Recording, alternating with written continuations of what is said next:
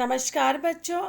कल हमने किया था धूल पाठ की शुरुआत की थी और हमने बताया था कि जीवन के लिए सभी उपयोगी वस्तुएं धूल और मिट्टी से ही पैदा होती हैं। चलिए आज उसी के आगे हम करते हैं। गोधूली पर कितने ही कवियों ने अपनी कलम नहीं तोड़ दी, अर्थात बहुत से कवियों ने गोधूली पर अपनी कविताएं लिखी हैं।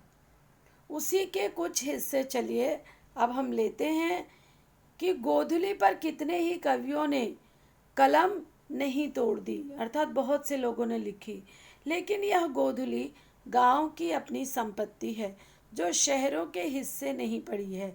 बाटे यानी हिस्से, बाटे यानी हिस्से, बाटे नहीं पड़ी है,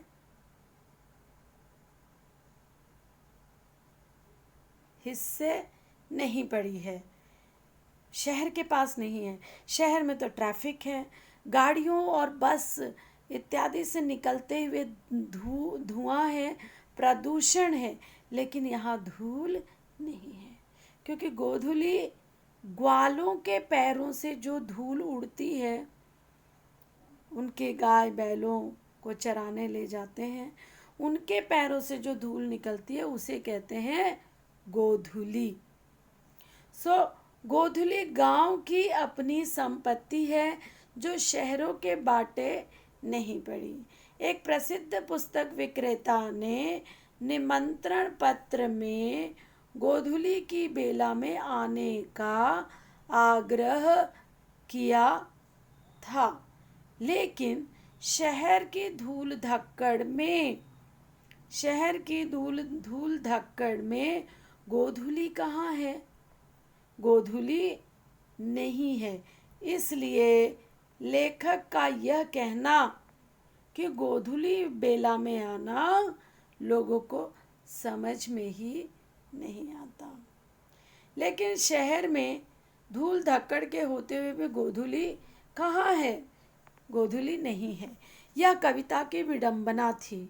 विडंबना दुख, शोक, आयनी थी, और गांवों में भी जिस धूली को कवियों ने अमर कर दिया वह हाथी घोड़ों के पैरों से पग संचालन, पैरों से उड़ने वाली धूल नहीं है।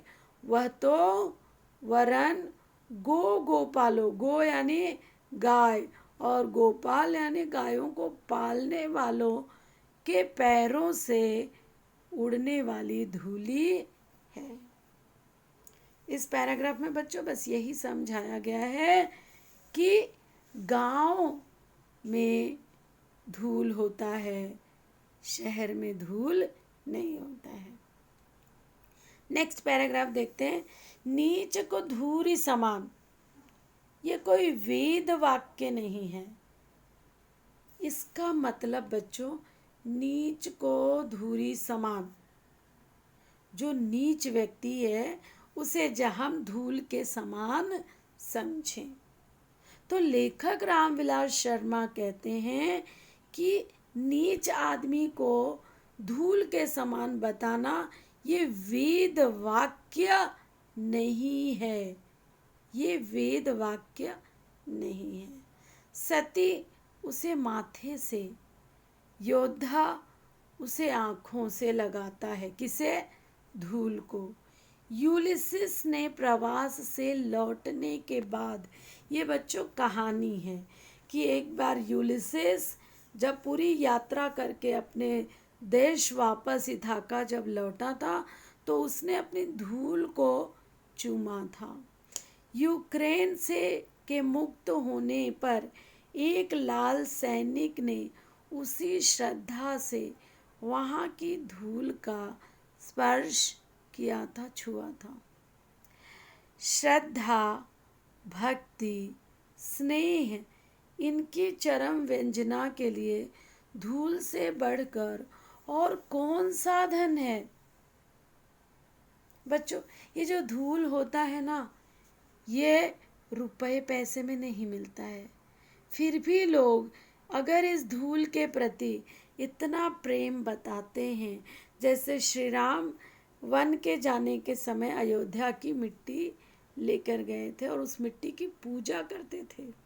सो श्रद्धा, भक्ति, स्नेह दिखाने के लिए, इनकी चरम व्यंजना, व्यंजना यानी प्रकट करने के लिए, ट लिखो नहीं तो प्रगट भी लिखो चलता है, प्रकट के लिए धूल से बढ़कर और कोई साधन नहीं है। भैया सोना चांदी का तो दाम है, मार्केट में बेचोगे तो मिल जाएगा, लेकिन धूल कोई खरीदेगा नहीं। फिर भी यदि हम धूल को इतना इम्पोर्टेंस देते हैं तो मतलब धूल बहुत महत्वपूर्ण है। श्रद्धा, भक्ति, स्नेह, इनकी चरम व्यंजना के लिए धूल से बढ़कर कोई और साधन नहीं है। यहाँ तक कि घृणा, असूया, असूया मतलब जलन, जलन, ईर्ष्या करते हैं ना, असूया आदि के लिए भी धूल चाटने, धूल झाड़ने आदि क्रियाएं प्रचलित हैं। धूल, धूली, धूली, धूरी आदि की व्यंजनाएं अलग अलग हैं। अब कवि कहना चाहता है कि इस धूल का मतलब अलग है, ये धूल का मतलब भी अलग है, ये धूल का और अलग मतलब है, और ये धूरी का अलग अलग अर्थ प्रकट होता है। इसकी व्यंजनाएं अलग अलग हैं। तो भैया पहला धूल क्या है? धूल जीवन का यथार्थवादी गद्य है। मतलब हम खड़ी बोली में क्या बोलते हैं? धूल बोलते हैं, ठीक है। और धूली कविता में क्या बोलते हैं? कविता में हम धूली का प्रयोग करते हैं। और धूली कब लिखा है कवियों ने? छायावादी एक काव्य था, उसमें कवियों ने धूली लिखा है, जिसकी वास्तविकता संदिग्ध है। ये छायावादी दर्शन जो है उसको लोग सच नहीं मानते, उसकी वास्तविकता संदिग्ध है। छायावादी का अर्थ ही है कि मतलब किसी छाया को मान करके जो कविता लिखी गई है उसे कहते हैं छायावादी कविता। और ये छायावादी कविता में बहुत सुंदर सुंदर काल में सुंदर कविताएं लिखी गई। और लोक संस्कृति में मतलब फोक लैंग्वेज में, फोक भाषा में, लोक संस्कृति में गांव वाले लोग क्या बोलते हैं? धूरी। जैसे सबैयाल में लिखा रसखान ने, धूरी भरे अति शोभित श्यामजू। ठीक है, लोक संस्कृति का नवीन जागरण है। इन सब का रंग एक ही है, रूप में भिन्नता जो भी हो, मिट्टी काली हो, पीली हो, लाल हो, तरह तरह की होती है, लेकिन धूल कहते ही शरद चंद्र के धुले उजले बादलों का स्मरण हो आता है। धूल के लिए श्वेत का नाम विशेषण अनावश्यक है, वह उसका सहज रंग है। ठीक है, हमारी देशभक्ति धूल को माथे। अब यहाँ पे बच्चों पूरे पाठ का एक जो समरी कहा जाए, वो समरी इन पंक्तियों में है कि हमारी धूल, हमारी देशभक्ति धूल को माथे से ना लगाए तो कम से कम उस पर पैर तो रखे, है ना। हमारे देश के बहुत सारे लोग विदेशों में जाके बसते हैं और फिर कहते हैं छी, India is not a good country. So उनके लिए ये जवाब है कि तुम्हारी देशभक्ति भाई अगर धूल को माथे से ना ही लगा रही हो तो ना सही, कम से कम उस पर पैर तो रखो, अपने देश को अपना तो कहो। किसान के हाथ पैर पर, मुंह पर छाई हुई यह धूल हमारी सभ्यता से क्या कहती है? क्या कहती है? वह कहती है कि हम कांच को प्यार करते हैं।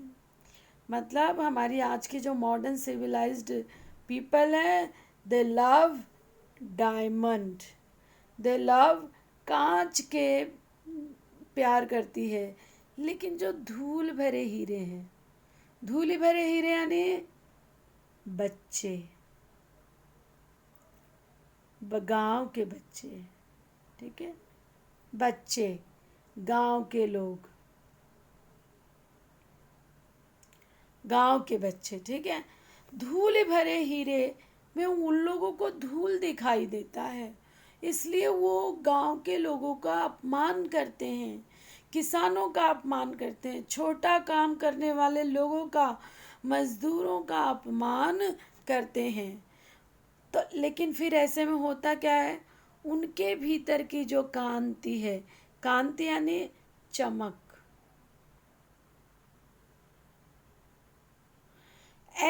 इन गंवई लोगों के भीतर के जो आंतरिक आंतरिक गुण है, वो आंतरिक गुण आँखों से ओझल रहती है।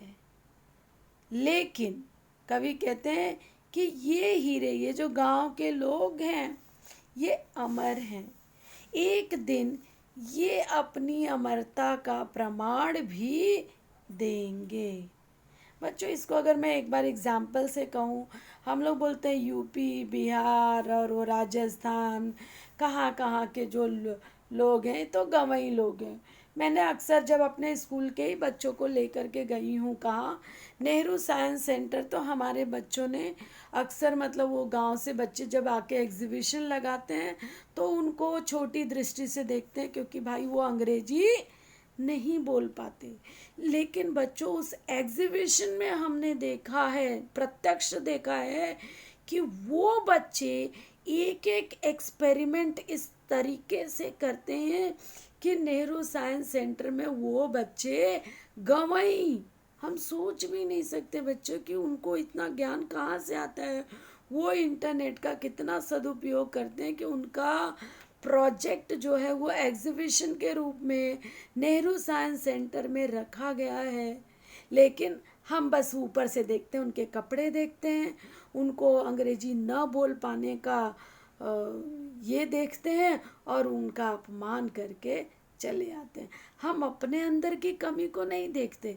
तो वही बात लेखक यहाँ पे कह रहे हैं कि ये हीरे, अर्थात जो गंवई में जिसको चमक नहीं पड़ी है, जो चकाचौंध में नहीं रहता है, वो एक दिन अपनी अमरता का प्रमाण भी देंगे।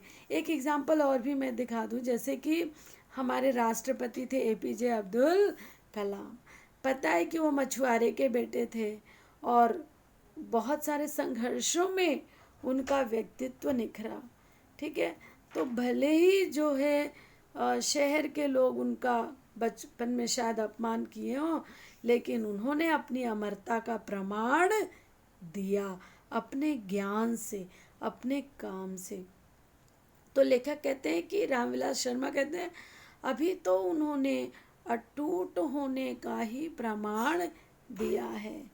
हीरा वही जो घन चोट न टूटे, असली हीरा वही है जिस पे घने से घना चोट करो, अधिक से अधिक चोट करो, फिर भी जो नहीं टूटता, वही असली हीरा है।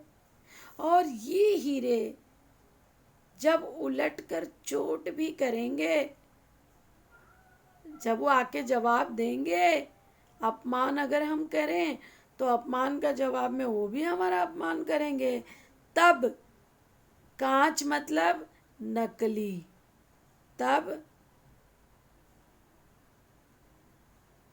कांच और हीरे यानी अच्छा का भेद जानना बाकी न रहेगा।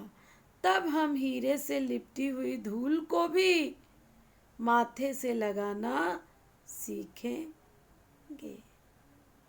ठीक है बच्चों, मतलब व्यक्ति को उसके गुणों के आधार पर उसका मूल्यांकन करेंगे, ना कि वह कितना सेठ है या उसके पास कितना पैसे हैं।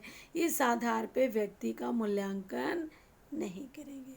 ये इस पूरे पाठ की समरी है बच्चों। इसे एक दो बार और देखना, ध्यान से समझने की कोशिश करना, और फिर भी अगर कुछ ना समझे तो मेरे से कमेंट बॉक्स में आप पूछ सकते हैं। ठीक है बच्चों, चलिए मैं एक प्रश्न उत्तर देख लेती हूँ थोड़े से। चलो,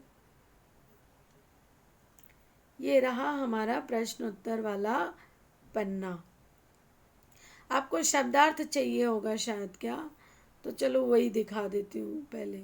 ये देखिए शब्दार्थ: खरादा हुआ, सुडौल और चिकना बनाया हुआ, रेणु यानी धूल, श्रृंगार सजावट, पार्थिवता, पृथ्वी से संबंधित, मिट्टी से संबंधित, सहज सुंदरता। हाँ, अभिजात वर्ग, कुलीन यानी बड़े, हाई क्लास, प्रसाधन सामग्री, श्रृंगार की सामग्री, गोधूली शाम के समय गायों के खुरों से उड़ती हुई धूल, संसर्ग संपर्क, कन्या यानी गोद, विज्ञापित करना, सूचित करना। नेक्स्ट पेज पर भी है बच्चों शब्दार्थ: लरिकान बच्चे, नौबत हालत, सिझाई हुई पकाई हुई, निर्द्वंद्व जहाँ कोई द्वंद्व ना हो, जिसका कोई कॉम्पिटिटर या विरोधी ना हो, असारता सार रहित, जिसका कोई सार ना हो, सूक्ष्म बोध बहुत ही बारीक विश्लेषण, बातों की गहराई को समझने की क्षमता, अमराइयों आम का बाग, नक्षत्र पथ, आसमान में होते ना चांद सितारे तारे, ये सब नक्षत्रों का मार्ग, विडंबना छलना, विसंगति, इसको अंग्रेजी में कहते हैं आर्नी। ठीक है, IRONY,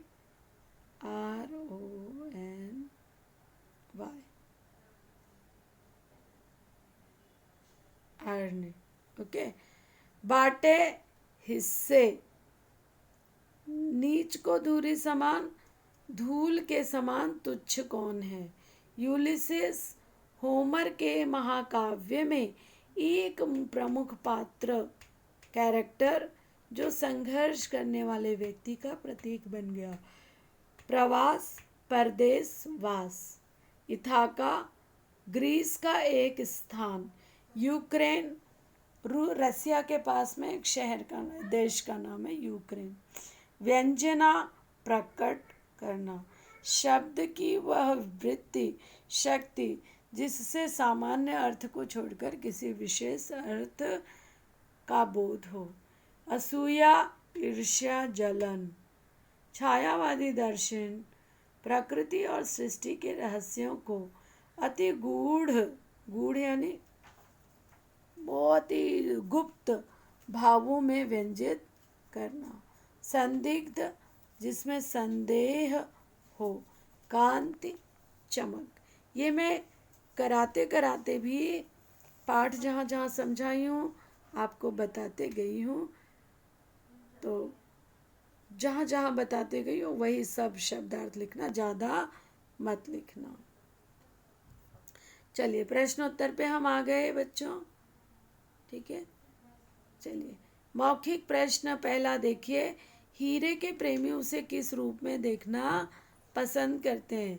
no need to right, उसे खरादा हुआ, खरादा हुआ, आंखों में चकाचौंध पैदा करता हुआ देखना चाहते हैं। मेरा पहला वीडियो देखोगे तो उसकी फर्स्ट लाइन ही वही है कि हीरे के प्रेमी उसे चकाचौंध पैदा करता हुआ, खरादा हुआ देखना पसंद करते हैं। दूसरा क्वेश्चन देखिए, लेखक ने संसार में किस प्रकार के सुख को दुर्लभ कहा है? अखाड़े की मिट्टी में लोट, निर्द्वंद लेटने और दो दो हाथ करने को संसार का दुर्लभ सुख कहा है। मिट्टी की आभा क्या है? मिट्टी की आभा उसकी धूल है, और उसकी पहचान किससे होती है? बोलिए। मिट्टी की आभा उसकी धूल है और उसकी पहचान। चलिए मैं दिखाती हूँ इसकी क्या है। ठीक है, इस पेज पर है बच्चों कि देखिए यहाँ पर है मिट्टी की आभा उसकी धूल है। देखिए यहाँ पर है, निशान लगा देती हूँ। हाँ, मिट्टी की आभा का नाम धूल है और मिट्टी के रंग रूप की पहचान उसकी धूल से होती है। सो निशान लगा लिया बच्चों। ये मौखिक का तीसरा उत्तर हो गया। ठीक है, चलते हैं नेक्स्ट। यहाँ पर आ गए हम लोग। ठीक है, सो आज के लिए बस ये 3 प्रश्न हमने किया। आगे का शब्दार्थ लिखोगे और ये तीनों प्रश्न आप नोटबुक में लिख के तैयार रखोगे। सो बच्चों, जब हम नेक्स्ट टाइम मिलेंगे तब हम करेंगे, क्या करेंगे?